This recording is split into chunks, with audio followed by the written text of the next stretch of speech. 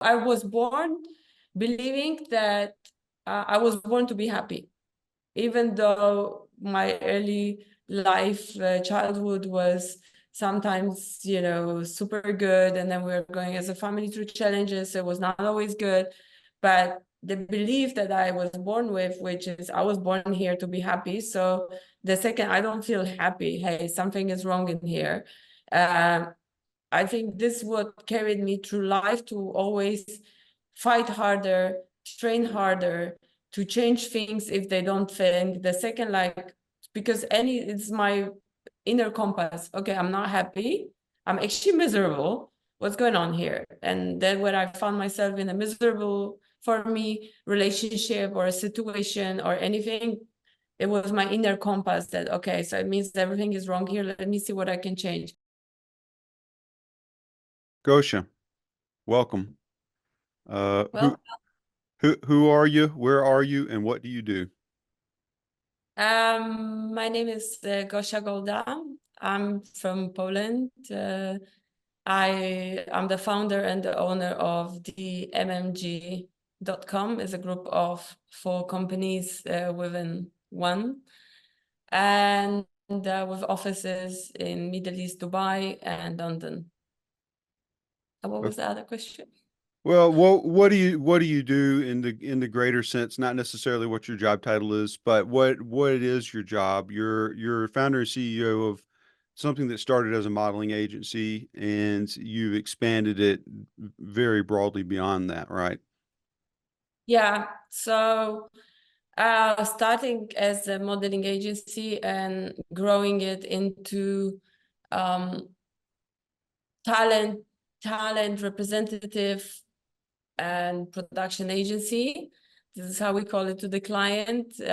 What does it really mean is scouting the creatives, scouting models, and building their career worldwide, not only over here in Middle East or UK, and producing a very creative, high-end social media content.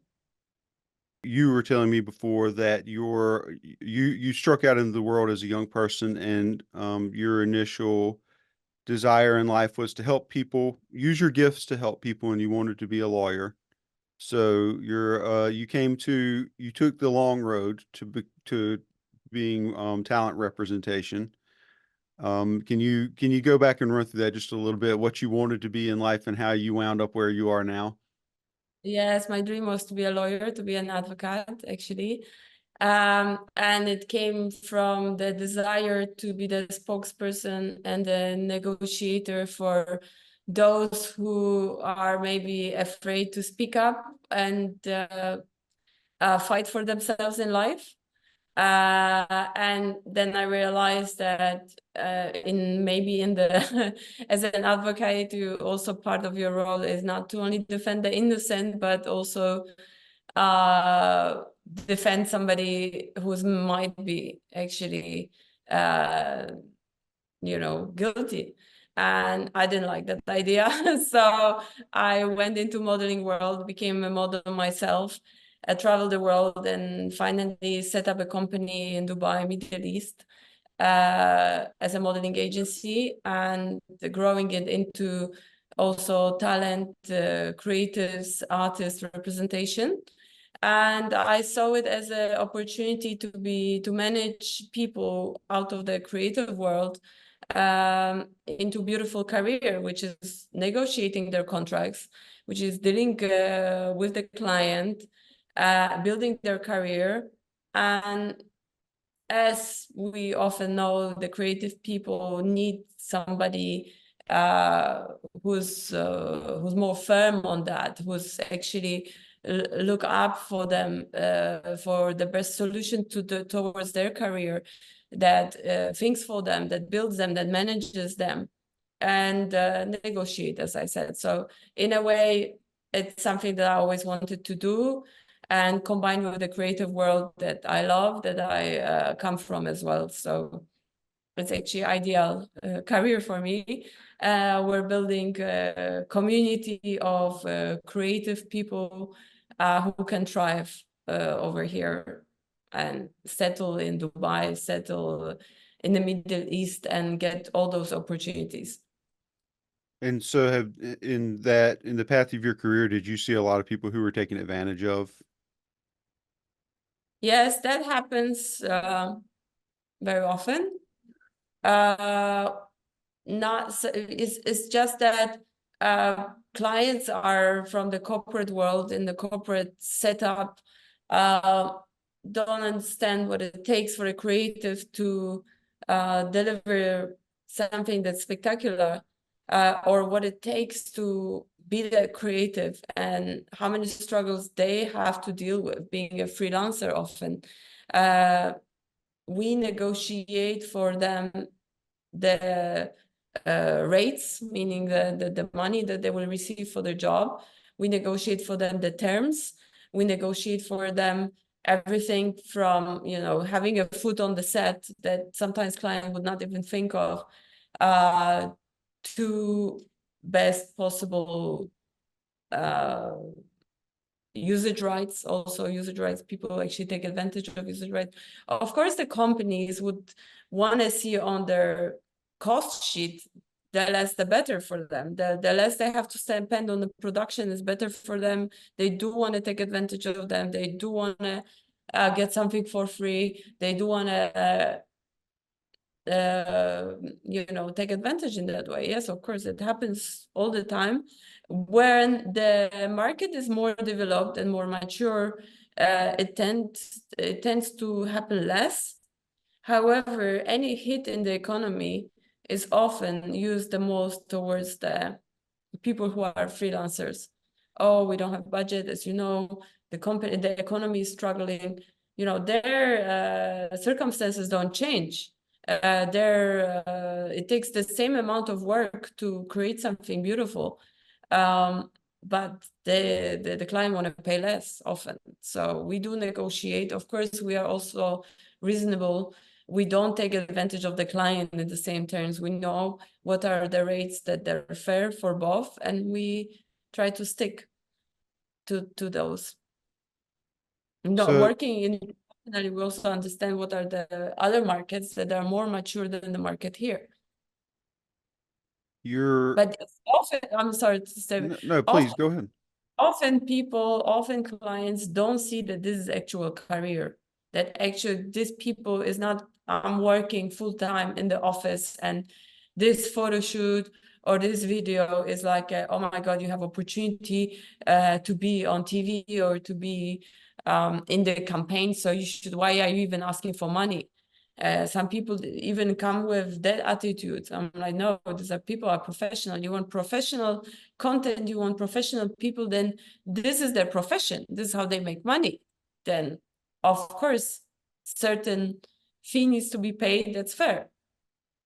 That's a big thing in the design world as well, that your skills highly undervalued, and it's the first thing that people are going to try to get for free. It's the first thing they're going to cut whenever they don't have the immediate need for it.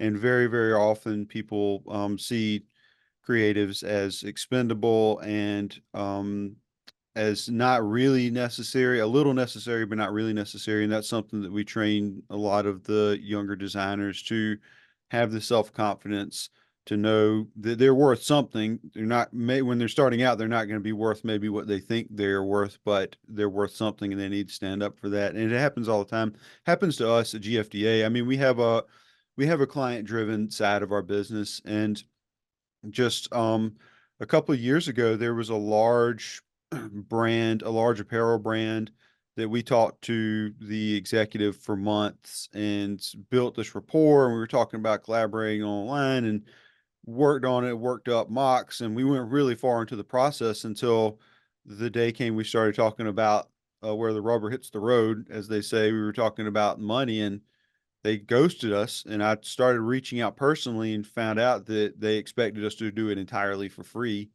and that we would get, we would get exposure, which is exposure doesn't taste very good. You can't eat it, and the landlord does not accept exposure in lieu of rent. Yeah, I So love that campaign. social media campaign about that. What can you do with exposure? That's a really good idea.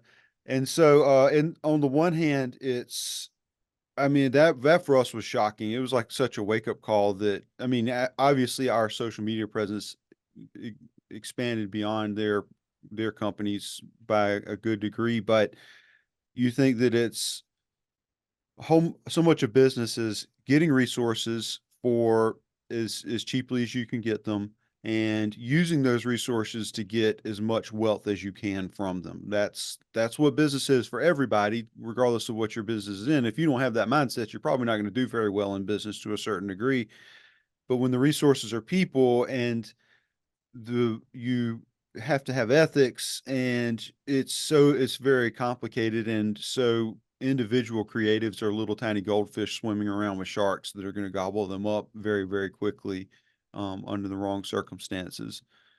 I I I think it's very admirable. You seem to have a worldview where you see people who need things, you see people who are disempowered, and you feel personal responsibility for them. That's obvious from not just from what you've introduced us to here in the past few minutes, but in our conversation before, you mentioned things like you offer financial no interest loans to people who in your organization that don't qualify for the traditional financial system. They can't qualify for loans. And do you think that's accurate, that you look out at the world and see people who are weak and people who are disadvantaged, people who are disempowered, and you feel a sense of personal responsibility for them?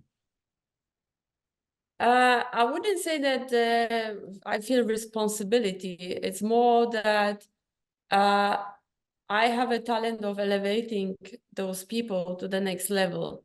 And I see, are they open to take my advices? And like, you can you can take your hand out and like offer somebody a hand, but then that person have to take that hand, right? I'm not like grabbing somebody and pulling. It's both ways. So I'm like, I'm here. I know what we need to do for you. Are you willing to follow through? Are you willing to make it as a two-way work? Because they have to put their work into as well. It's not me. I feel like taking full responsibility sounds like I have to do everything for them and feel the responsibility. No, I have the talent of elevating those people's lives, careers, but they need to also collaborate with me fully on it. If I see that the collaboration or they're not open to listen or they're still stuck in their victimhood only ideas or some social beliefs that they have to stay poor and life is horrible only, then I can't do it for them. You can't help somebody who's not willing to be helped. And unfortunately, there are people like that, but there's a bunch of people who are looking for somebody like me who can help them. How often, in your experience, how often do people accept that opportunity to take responsibility for themselves when you've extended it? Like more often than not, do they see that opportunity and they work hard for themselves, or is that the minority of people who are willing to make that leap and do it for themselves? I would say people who come to me, and those are mainly artists, I would say 80% they're open, 20 not. And within those 80 open, I would say 50% they're open to elevate themselves a little. And then they're like, okay, they're full.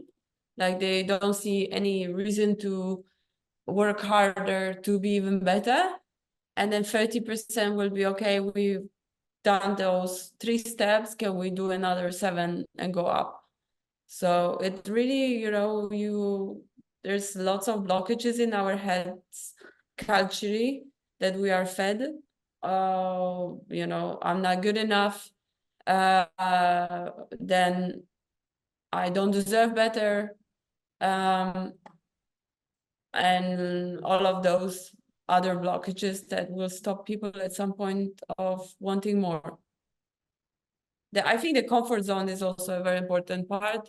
People get comfortable and like, okay, I'm very comfortable now. Why would I want to change anything anymore? Or I'm now it's perfect. That's it. But even me, like, the second I get into comfort zone, I break those walls of comfort zone. I'm like, how can I still be better? What else can I change? How can I change my perspective? I've been seeing things in this way. Maybe there's a better way of seeing things. Where is my own limitation that I'm putting in my head that's stopping me to evolve and this company to evolve? And we are living in the very fast-paced community. A fashion world changes super fast. A creative world changes the trends fast. You need to be really on top of things to know and have interest in many things to understand what's currently going on. You can be very fast out of the game in terms of, your style is already now passé. And even as a company, you're not that cool as you used to. So it's not for the weak ones or Yeah, lazy ones. It's not for lazy ones. You have to love it. If you love it, you can be in it. If you don't love it, no. Definitely money making is not the only motivation you should have. You're not going to survive. certainly. And there's a recurring theme, I think, in a lot of the conversations we have with high performing people, that they've they've done this thing in life where they've managed to connect with their passion. And that passion's this fire inside of them that they can never quite forget about. They can never quite detach themselves from. And it's what drives them to see things differently. It's what drives them to try new things. It's what drives them to keep trying when something hasn't worked. And that's an important ingredient that many people, I think, struggle to get in touch with what it is that what they feel something about. They feel anything about, and it can't be a shallow experience. It can't be about gratification. It can't be about. You got to look at outside of yourself and say, I want to build something bigger, or I want to connect with more people. I want to do something that's beyond what I can get for myself superficially. Yes, 100%. But I mean, like, you can't measure everyone with your own cup. Uh, I believe that everyone is talented in something and will live to find that talent. And is for me definitely not being passionate about what I do and not feeling that there is a sense of um, meaningful mission, then I wouldn't be able to give my 100%. And I have to give my 100% here. What do you find fulfilling in life? Where does your personal fulfillment come from? Uh, Helping people to reach their higher potential. The work that we do at GFDA, that's also something that drives us, is sort of waking people up and saying, "Hey, you've got this life. You can do something with it. It can be incredible.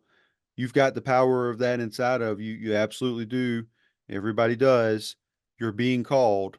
You are being called. Whether you want to listen to it or not, you are being called, but you have to take the responsibility. You have to step up, answer the call.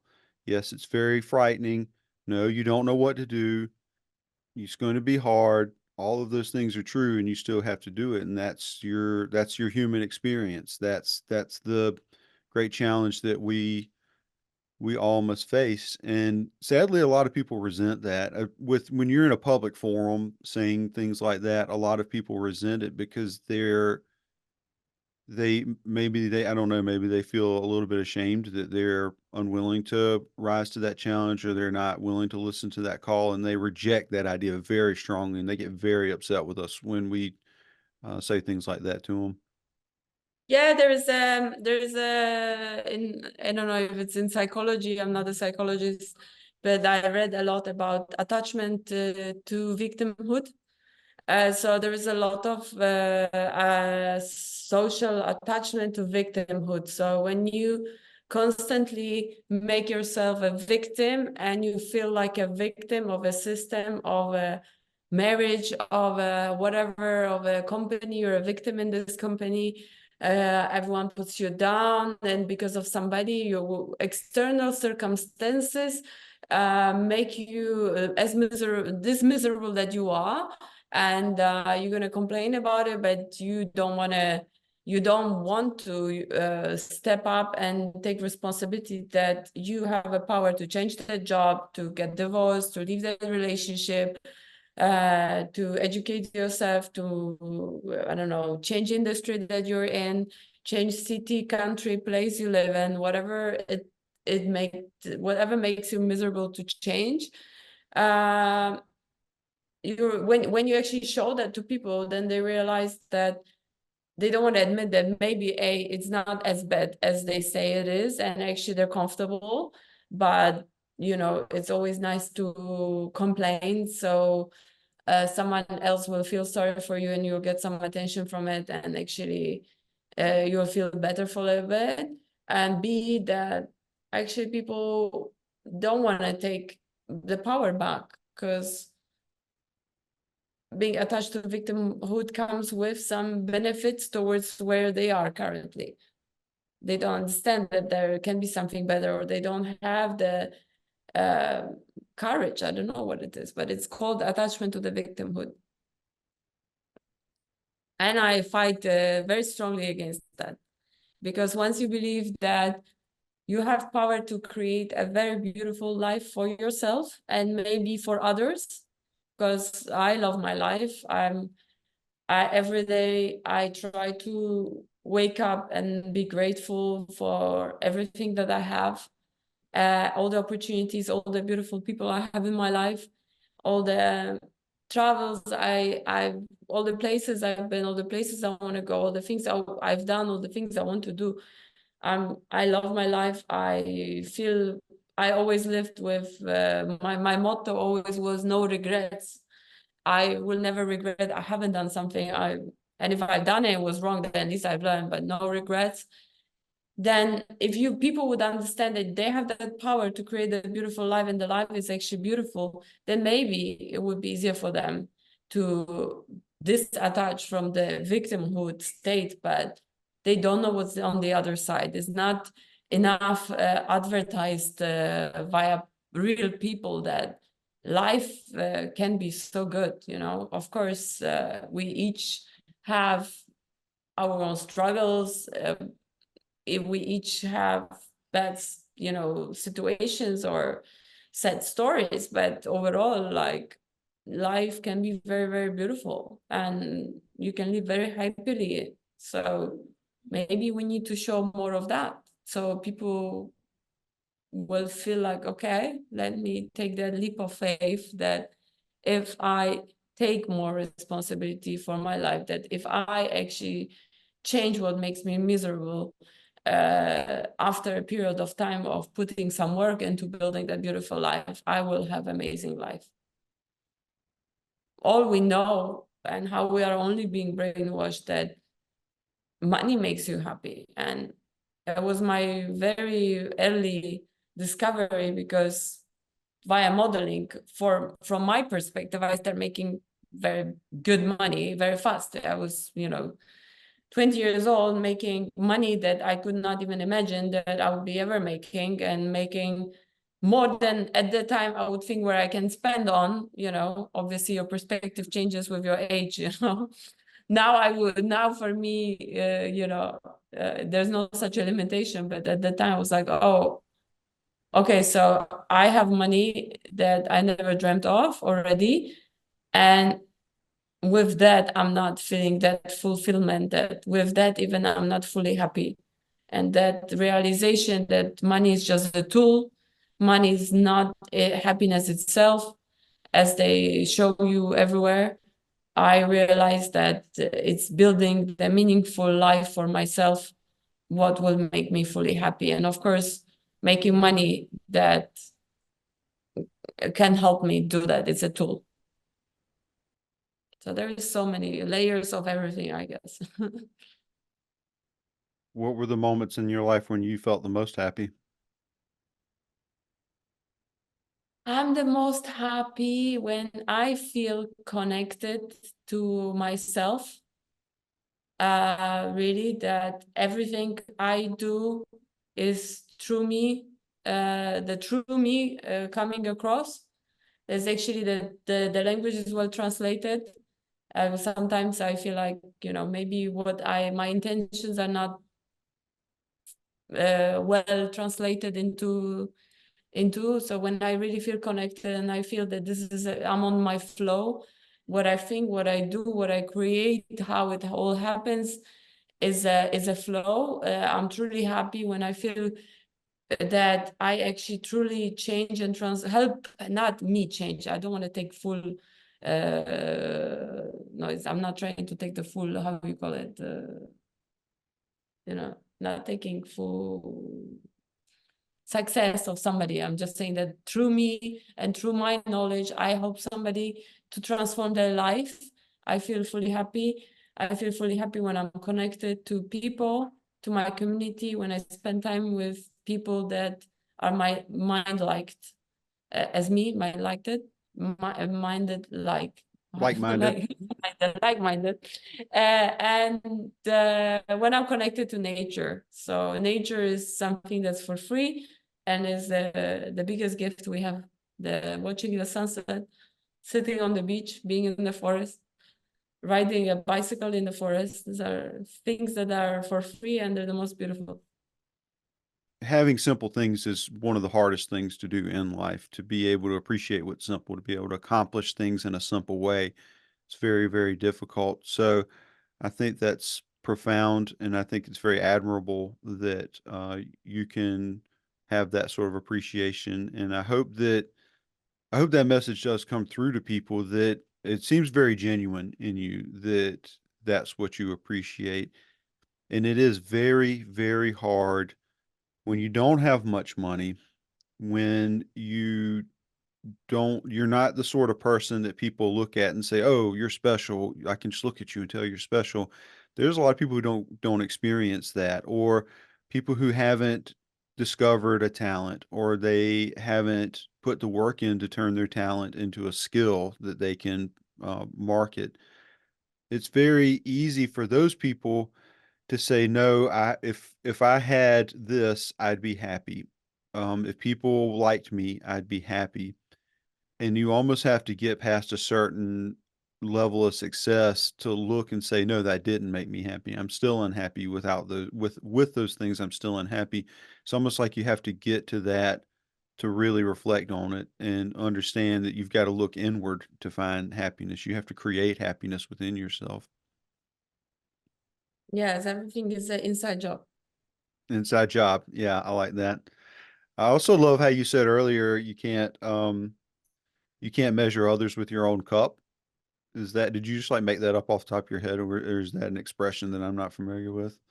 I don't know, because sometimes I translate Polish sayings into English, and I think that everyone knows that. So I don't know. I think I heard that somewhere. No, yeah, I've heard that somewhere, I think. You're clearly a highly independent individual. You're a person who has an awareness of her own power, and who has learned throughout her life to apply her power to the world around her, to her benefit and to others' benefit, which is somewhat uncommon in the world. Even people who are very talented or who have a lot of advantages, they'll it's a major milestone in personal development to see yourself honestly in that way, and to want to take control of your own power, and to want to use your power in the way that you see fit. There are a lot of wealthy and influential people who don't arrive at that realization, I think. Do you Were you born that way? Did you learn that from hard knocks in life, or am I completely wrong and I've misjudged you? Or how do you feel when I say that? I, as I said, I was born with two very strong. I was born believing that I was born to be happy, even though my early life, childhood was sometimes, super good. And then we were going as a family through challenges. It was not always good. But the belief that I was born with, which is I was born here to be happy. So the second I don't feel happy, hey, something is wrong in here. I think this what carried me through life to always fight harder, train harder, to change things if they don't fit. The second, like, because it's my inner compass. Okay, I'm not happy. I'm actually miserable. What's going on here? And then when I found myself in a miserable, for me, relationship or a situation or anything, it was my inner compass that, okay, so it means everything is wrong here. Let me see what I can change. But I'm a very sporty person. I've always been highly competitive when it comes to sports. So I also feel that how strong is your body, how fit you are, that's how your brain works, same way. So in times where I was going through challenges, I was training even harder. And that fitness level was helping my mental level a lot. I feel that sport rules apply to life completely. And sometimes you have to take life as a marathon. Sometimes as a sprint. It depends and it applies. So being a sporty person helped me to be strong.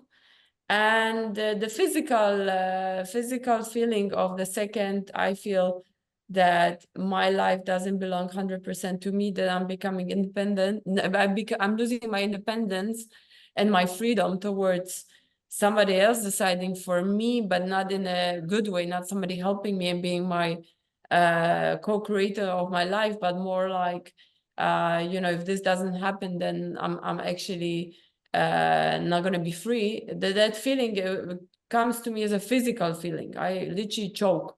So like I physically feel like I'm dying when that happens. So I have to change the circumstances. And that's the feeling. I think that being connected to the feelings of freedom, of happiness, carried me through life. Compassion to others, trying not to judge. These are the key things, and doing lots of sports. But I train my strength 100%. And sometimes you have to feel mentally or physically that yes, you're going through hard times. It's okay. You're past them. There's always a light at the end of the tunnel. You have to believe that. That's okay if it's hard. That's okay. You feel that way. This is showing you something. There's no failures. It's actually a lesson. We cannot be always flying high and super happy, because we're going to fall from very high very fast down. You have to maintain that balance, that okay, and connection. Okay, this doesn't make me happy. What does it show me? Makes me happy. You navigate through life by actually feeling, not numbing yourself, because that's the opposite. People go into taking pills, psychotropic, to numb themselves. But actually feelings are the biggest gift. They will show you where you're happy, where you're unhappy, how you feel around certain people, how that deal makes you. Does it make you feel excited, or you feel like you're actually going to be stuck with that? How working with that client makes you feel, how having this team makes you feel. And when you have that time for yourself to take the distance and to analyze, I'm a very analytical person also. And I'm like, oh, that doesn't actually work. This actually, when I do that, makes me feel miserable. I'm like, no, it's already your own inner compass. We have that inner compass, which also goes back to you have your own power. But strength is to be built. It's the resilience.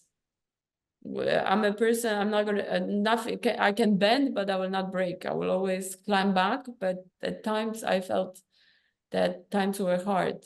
And I had to test myself and prove myself over and over to myself, not to even to others. During the COVID, you know, the narrative was that everyone is losing job, everyone's losing money, we're going to be stuck, maybe I will lose my company, although it was not really happening because, yes, we got hit in terms of the revenue, but, you know, my team was very flexible when I told them, guys, you don't have to come to the office. We all take a hit. We'll all drop our salaries 25% down, but you can also negotiate with your landlord, whatever. You don't come to the office. And then I don't have to fire anyone, but I'm also reducing my own salary in the same way as I'm reducing all of you. Do you want that way, or we firing somebody?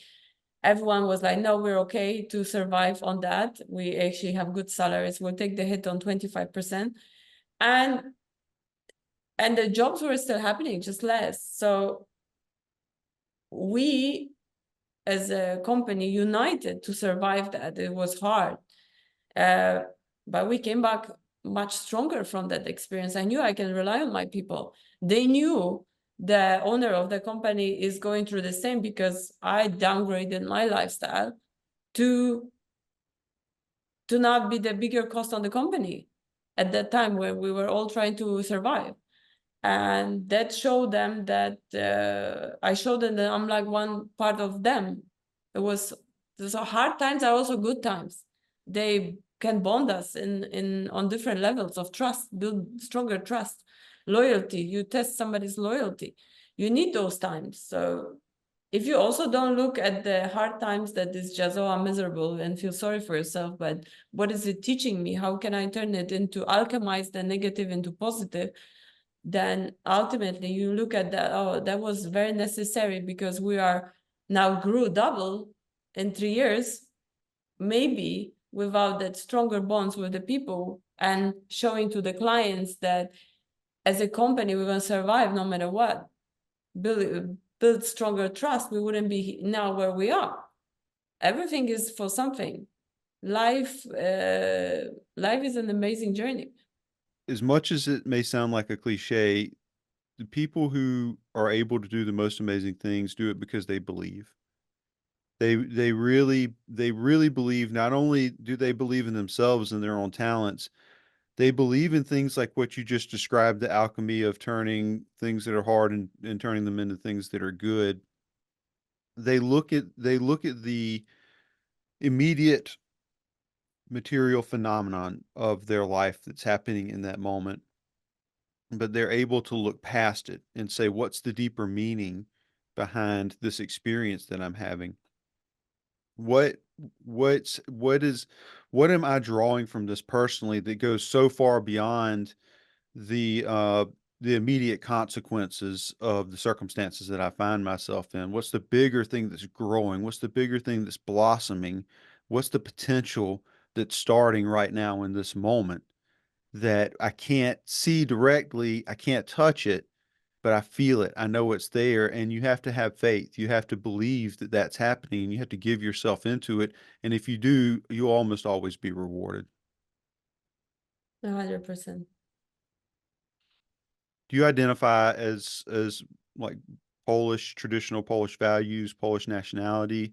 Do you let that define you in any way, or do you just feel like you're a person on earth?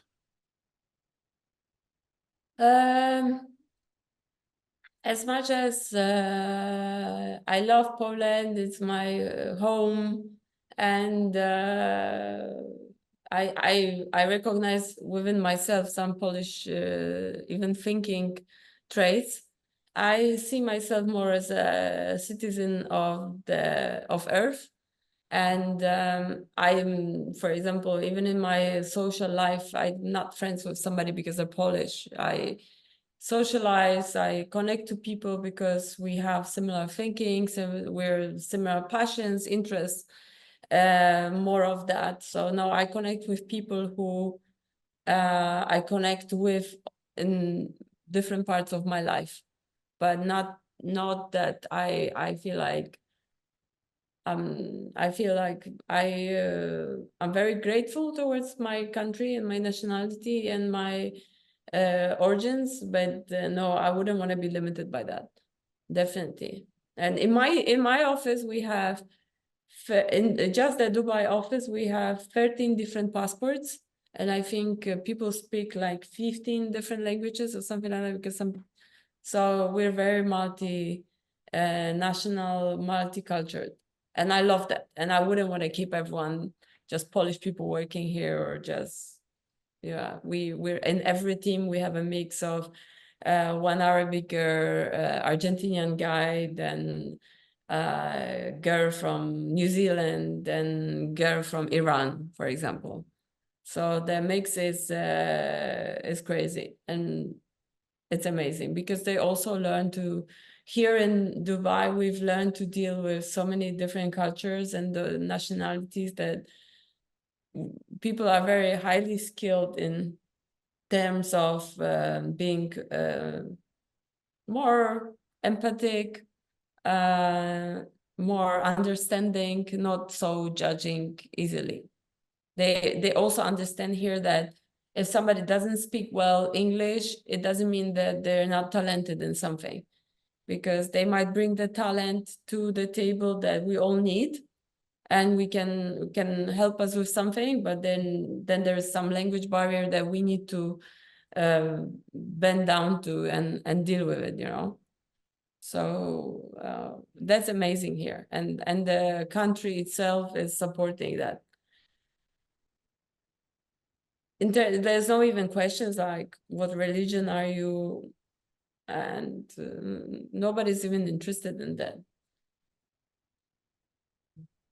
You've mentioned several times that you personally find a motivation that goes beyond building wealth, and I would presume that you're going to surround yourself with people like that, and that's the sort of team that you want to have, that you want to be a part of.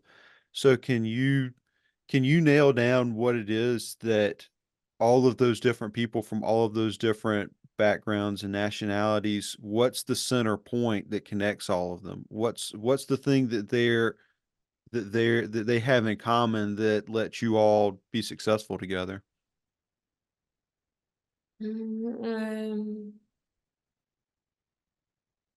What's the common factor?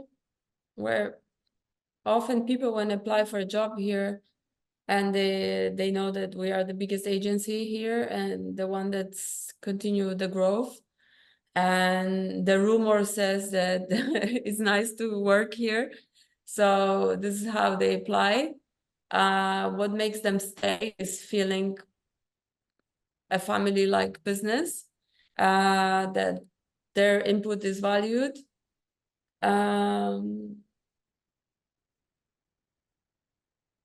Maybe did I answer the question, or I changed it a little bit?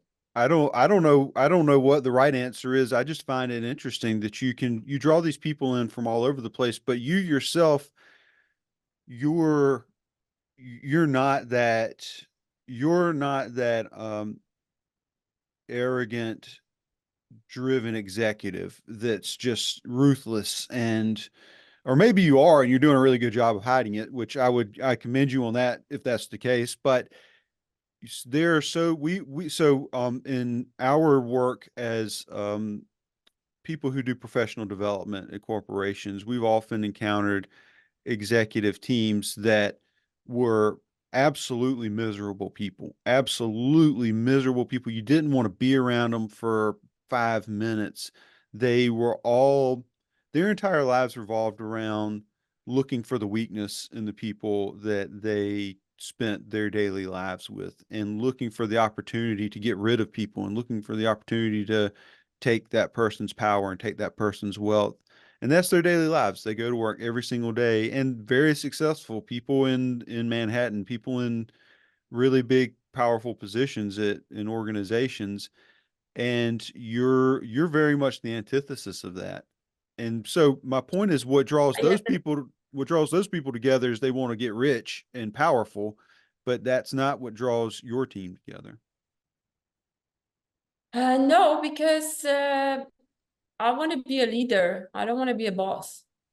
And leader creates more leaders. and boss just want to be a boss himself. And I don't want to spend my time being miserable. I want to be happy, as I said. That's my most important thing. Being a boss, I would be unhappy. I would have to use, power trips on other people, go and be angry and all of that. No, by creating other leaders that work with you as the leader, the owner, then it takes a lot of pressure off me. And it takes a lot of micromanaging issues of me. I don't micromanage people. I'm like, you're smart enough, find your way. This is how we do it. This is how it should be done. But I'm not gonna check on you or have somebody on top of you to keep on checking if you're doing it that way. Like, come on, like those jobs are going to be replaced by AI soon. Wherever like there's no creativity or logical thinking and all of that. Like, why would you even hire a human? Soon it's going to be all replaced. So let's use what's still human in us and what makes us powerful. Creative thinking, creative solution problems solving. And this is, I cannot think for all the people I have in a company and all the time. I need those people to come with the ideas to me so we can even elevate their ideas and my ideas. So we can be better. No, being a boss is so boring. Like, no, it's never ever ticked in my head. I'm not being in fact, I didn't want to have a company. Wanting to be free led me to logically conclude that if I have my company, I'm making my own money, I'm working for myself ultimately, that's more freedom than working for somebody else. So that was my idea to open the company, not because I was like, I'm gonna be the boss and the owner and the founder, and this is the position. What's in your signature here is not the most important. It's how much impact you have on the team. It's the most important. Do you find that it's difficult for other people to keep up with you in your personal life? With my personal, it's a difficulty. It takes some impact, but then I also found a balance with it. So I get to travel often, and people know when I go maybe on short trips often. I travel a lot. Well, I put my own schedule first. Like somehow I found a rhythm that, don't come to the office before 11 o'clock a.m. Usually we start at 10 officially, but of course, sometimes some things happen and they have to start working earlier. But then I can work till 9 p.m. if I feel like I want to finish something, and they can go out of the office when they finish, when they want to. We work some days online. And I don't go out much, like parties, dinners, official things. Like I try not to meet clients outside working hours. I can have a call or meeting during or lunch maximum, but no dinners, no events. Weekends for me, so also recharge time. I need time for sports. I do yoga 5 times a week at least, and I do other training. Sometimes I do like Barry's boot camp. I go to then cycling, mountain biking. I do lots of sports, so I have to have time for that, and they know that. Then I manage. I'm a multitasker also. So no, I think that, and on the personal life, I have a partner. He's a sport player. He's an ex world champion in the motor world rallies.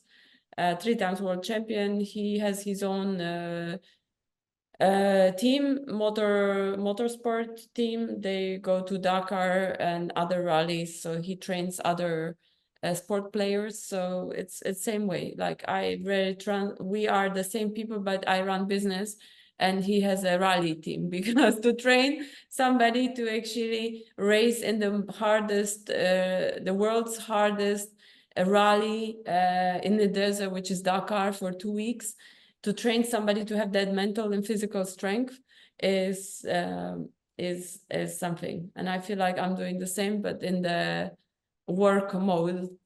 And he's like me, he needs his freedom, so they go training somewhere, and then I have my own time off, and then we travel somewhere, we have time together.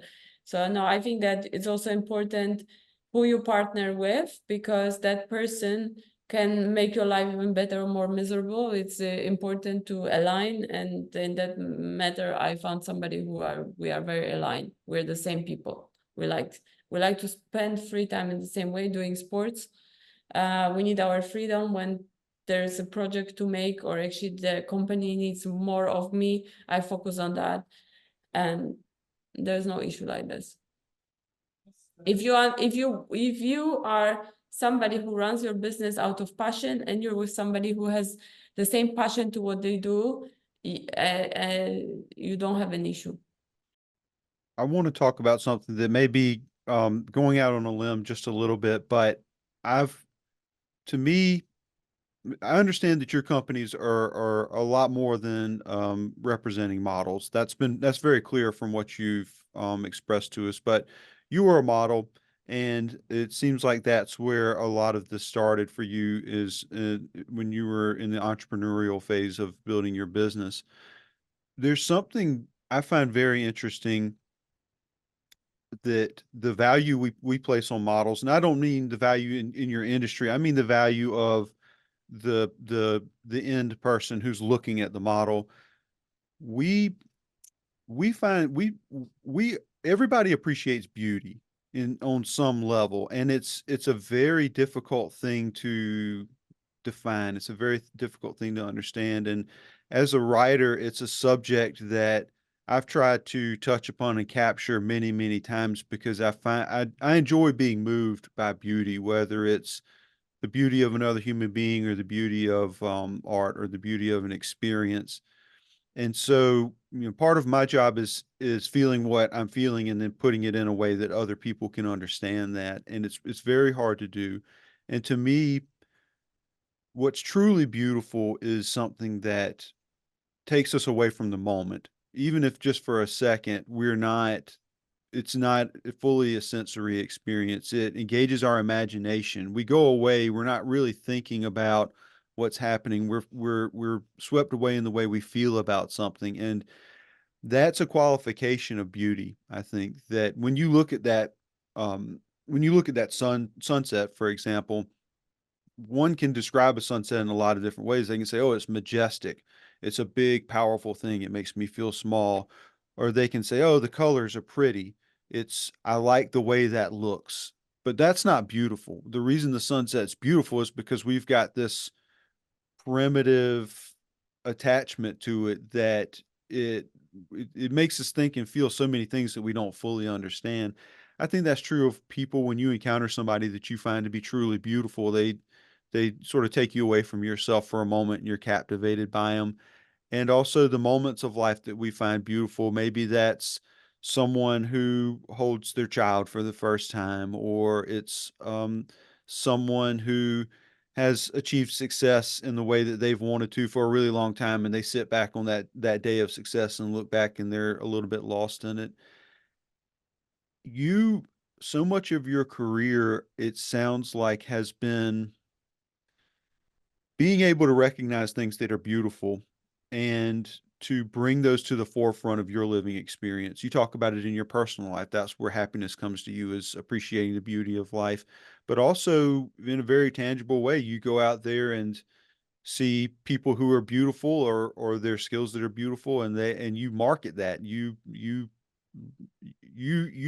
communicate why it's what it is to other people. Is that a natural talent that you have, or is that something that you had to learn to develop through your profession? No, I think that this is my talent. Everyone has some talent. I actually have this thing that when I meet somebody and I interact with them, I recognize often, okay, so this person has this talent, is like that, and I already can see what they can do with it 10 steps ahead. So I look at the person, I already, often people don't know what the talent they have, and I see the talent and I know what they can do with it. So I tell them and they don't believe it. And then try this, try that, try this, try that. And then I tell them the next step and they don't believe it. It's very funny because I have one of my friends who's a fashion stylist, very successful one. He loved fashion, but he didn't think he can be a fashion stylist. And I told him, oh, you should be a fashion stylist. No, how do you do this? It's difficult. And then I'm like, invited him, let's do some test shoot. And he actually styled the session and was amazing. And then we started booking for the styling jobs for the magazine. And then this is what he became. He became a fashion stylist. And then the next thing I told him, actually, you're so talented, you should create your own brand. You should also have a fashion brand on your own. And that's what he did. And then now I'm like, okay. And then like what they do, I tell them already next thing what they need to do, but I already see it. I don't know. That's my talent, to spot the talent and know how to develop the talent to the next level. But I also learned from other talented people what else can be done. That's my talent. I feel much better being a person behind the scene than being in the front scene. When I was doing modeling, I loved the experience, but it was never my thing that I felt fully fulfilled to be in front of camera. I always prefer to be behind the scene and actually orchestrate and prepare it and help others than myself be there. And it's not that I don't believe I can, but it's just, I think that some people are better in the spotlight and some people are better,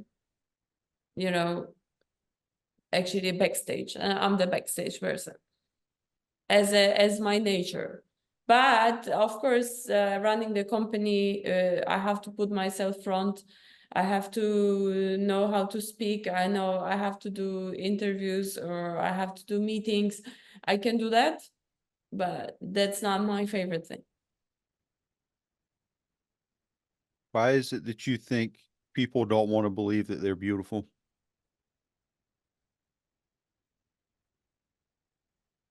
It's not about belief. I feel it's you need to feel beautiful, then you will believe. It's about the feeling. Everything. I'm a sensitive person, and everything for me is a feeling. I feel like majority of the problem is with what we see. Not what we feel. We believe more what we see than what we feel.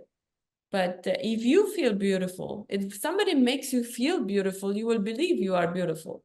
If somebody tell you you're beautiful, you're not going to believe as much as if they make you feel you're beautiful. And I know how to make people feel appreciated. I know how to make people feel beautiful. I know how to make people feel that they are talented. And if I know how to make people feel, they will ultimately believe that they are, because they felt beautiful, they felt appreciated. Truly, beauty does come from within. Strength comes from within. They're they those are phrases that people have a hard time accepting, and they have a hard time using to their advantage. But it's a deep and profound truth that there really is beauty inside of every human being. And part of that beauty comes from the struggle that we all have with the human experience. Every single one of us wants something. Every single one of us fears. Every single one of us is hungry and tired. But every single one of us has a need for love. We all strive for a greater bond with the humanity that we feel around us. And that's what's beautiful. That connection that's the spark that ignites the beauty inside of a person, when they can see that inside of themselves and see themselves objectively and see themselves honestly. Then beauty starts to wake up inside of them and they start to blossom. And it must be very rewarding for you whenever you're able to finally help somebody have that moment of recognition. Can you tell when somebody finally gets it and they're willing to trust you and they're willing to believe what you're telling them? I told you so. Uh, Usually when they finally, after me fighting with them, You know, I should have listened, just shut up and listen to you. I'm like, I told you so. What else can you say, really? I'm just happy. I always congratulate everyone, but I remind people that I'm not a business owner in sense of I'm sitting here in front of my desk and I'm just the business owner. The whole business is about helping other people manage their careers and grow their careers. So they have to trust us. Sometimes, you know, people have been so hurt and so used by others that they work with us from the defensive mode, overprotective mode. Like, I'm on your side. If we don't have trust, then other people will come between us and try to break that. Because that also can happen, but I tell them, sometimes they don't listen. I'm like, okay, if I'll take two, three tries, if it doesn't work, I'm like, okay, I'll leave that person, because in the end of the day, everyone has a free will and everyone has a right to decide for themselves, whatever it's the best for them or the worst. You have to accept that. It's not in my hands. I'm not the almighty, you know. It's I have to respect other people's decisions, even if I personally think they're not the best decisions for them, but that's their freedom. I need to for respect my freedom, other people's freedom of their choices. You've had a lot of successes in your life, and you seem to be somebody who values what happens in her personal life a great deal, maybe more so than what happens in her professional life. But can you identify what is there anything that you consider to be your greatest success in life? My greatest success in life is that I love what I do. What I do makes me life good, that I have a good life from, that I work with people I love and I like, and that I don't need holidays to run away from life, but just to go travel and get more even experiences and inspirations. I travel to have a rest and more inspirations, not to escape. I don't need to escape from the life I've built. That's my biggest success. And it's not a final destination, it's that maintaining that is the success. Because I want to live in that way. I don't want this to finish. Wherever might circumstances change, shift this, maintaining that balance, that I go home and I feel good. I love my home living. My personal life feels good. My work feels good. I go to work, I feel good. And then I travel for my inspiration. And I also discovered that was also my biggest discovery, is that I always travel the world and I'm like, okay, I could live here and I could live here.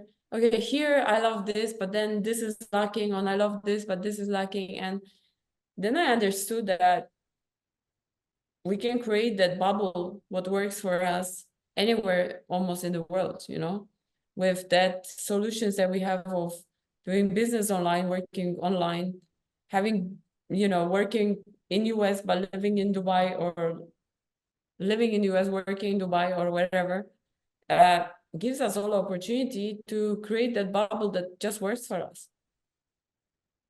It's not one final destination. You create that bubble that you connect, you keep in your life people who are supportive of who you are, who you feel connected, who you feel that, you know, you can share with, and they're happy for you and they clap for you and they also inspire you, and that your work is what you like and gives you livelihood, and you create it anywhere in the world. It's not like before they follow, oh, this is a good city to live, or this is a place, good city or good place to live. No, I think that right now we have more than we've ever had opportunity to create the life we want. And it might not be the most online trendy city to live in at the moment. What's the most difficult thing you've ever done in your life? On the mental level or physical level? On whatever it is, the number one thing, the most difficult, most challenging thing that you experienced in your life? There's been so many, I don't know what feels the most difficult. No, work is not that difficult. I don't know. With anything to do with learning and running business, ultimately, I don't find it that difficult because these are just, you can just lose money. Money you can always make. So that's not the most difficult. I think the always like, I never want to fire somebody. That's the issue. So if I know that I really don't want to work with that person, I've tried myself and this is not what, like, we're not getting along, and letting that person know that maybe we should go somewhere else, which doesn't happen often. It happened just a few times so far in 15 years. That's the most difficult thing, because it also makes me, I'm not the person who gives up. It feels a little bit like giving up, but it's not, because it's actually choosing the good of all and myself, the mental health of dealing with that person, but in a way it triggers me that I'm giving up on the person, but I'm like, no, you can't change that person. You've given all the chances. I find the most challenging is to have to fire somebody, but I don't ever even fire them. I make them feel that it's better for them to go, and then they take the decision. I'm like, yes. But and the most difficult decision was to adopt the dog. There was street dog, and I had 3 trainers, so she doesn't eat us, kills us, and everything. And now she's the most amazing, loving dog. But this dog was from the street. It was difficult. That was difficult, and I'm like, that's the full responsibility of the dog's life on me, and that was difficult. Gosia, you're a person who's worthy of a lot of respect. I think that you're